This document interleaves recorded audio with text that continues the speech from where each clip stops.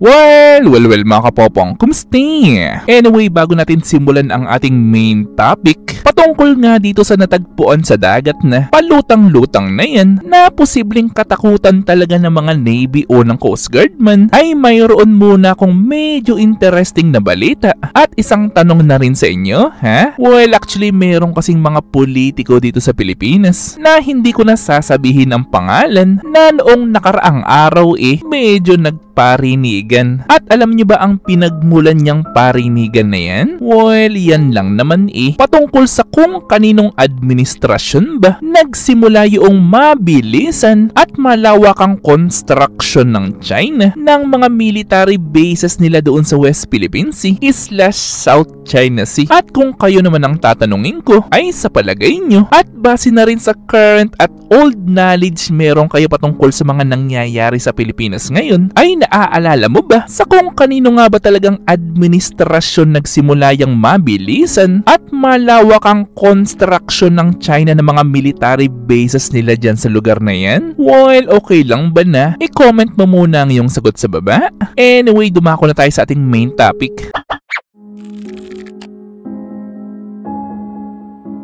Actually, itong topic natin na ito ay patungkol sa mga uri ng armas na inilalagay sa dagat o sa seabed, na ang target naman nito ay walang iba kundi ang mga barko at mga submarines. Pero mamaya na natin pag-usapan ang patungkol sa China, ha? Well, halos ilang buwan na kasi ang nakakaraan ay marami ang nagsilabasang balita na ang ilan sa mga problema ng Romania at Bulgaria, particularly problema ng Navy at ng Coast Guard nila doon, ay walang iba kundi itong mga uri ng armas na ito. Well, basically, ay mayroong kasing pangyayari sa kanila na mismong ang mga ganito natagpuan mismo sa beach nila doon, na ang iba pa nga ay mismong mga Navy at mga mangingisda nila ang nakadiscover na marami palang mga ganito ang nagdrift papunta sa kanilang mga dalampasigan doon. Well, kung wala ka namang idea sa mga ganito, ay basically yung mga spike na nandyan ay kapag na-press o napindot na mga submarine o barko man na makakadaan sa mga ganyan, ay dyan na nga yan mag-trigger at makakapagpalubog yan kahit gaano pang kalaking barko o submarine man yan. Pero ang problema kasi ang ilan kasi sa mga in-install na mga ganito ay naputol ang mga kadena o tali nito dahil nga sa ilang bagyong nangyari doon sa Black Sea, na ang problema naman ulit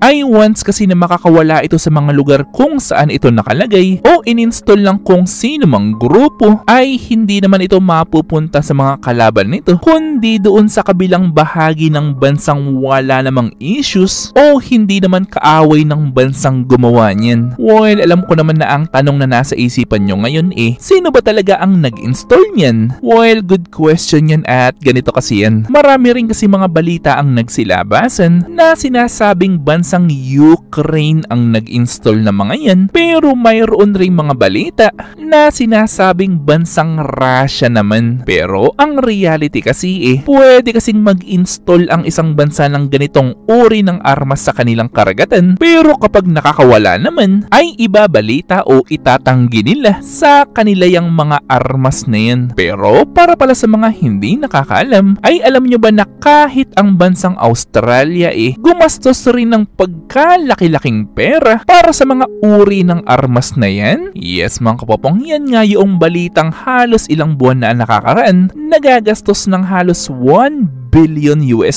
ang Australia para nga sa mga ganyang armas upang maprotektahan nila ang kanilang bansa. Maprotektahan laban sa bansang, yes mga kapopong, tama nga ang inyong nasa isipan, laban nga sa bansang China. Well, kahit kasi sa bansang Australia ay nakahalata ang kanilang gobyerno doon na posibleng ilang beses nang nakapag-espiya ang China sa mismong ilalim ng karagatan ng kanilang bansa doon, na ang ikinatatakot ko naman ngayon, papaano kung makaisip ang bansang China na maglagay rin ng mga ganitong uri ng armas doon sa karagatan ng Pilipinas na kanilang inaangkin, as in mag-install ng palihim? Well, meron kayang kakayahan ang radar ng Pilipinas upang madetect yung mga armas na yan? Which is kung gagawin kasi talaga ng China yan, ay actually hindi lang kasi Philippine Navy at Philippine Coast Guard natin ang maaapektuhan yan, kundi kasama mismo ang mga mangingisda nating mga Filipino na nangingisda naman within the EEZ ng Pilipinas. Na ang tanong naman ngayon, ay posible ba talaga na mangyari yan? Well, ang masasabi ko lang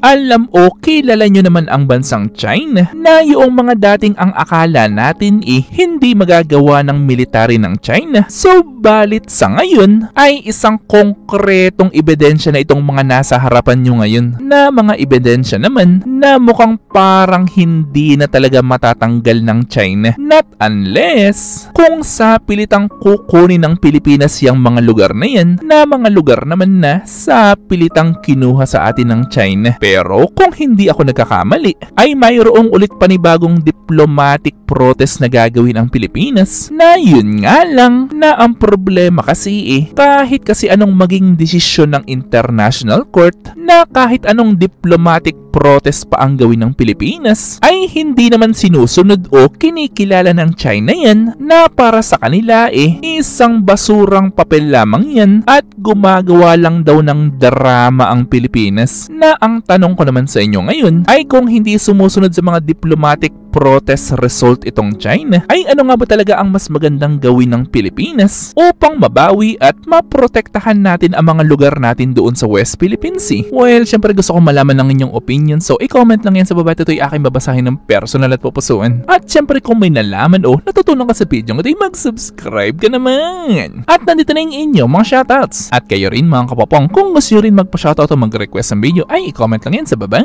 At muli ito yung teacher Popong na nagsasabing, Te Amo!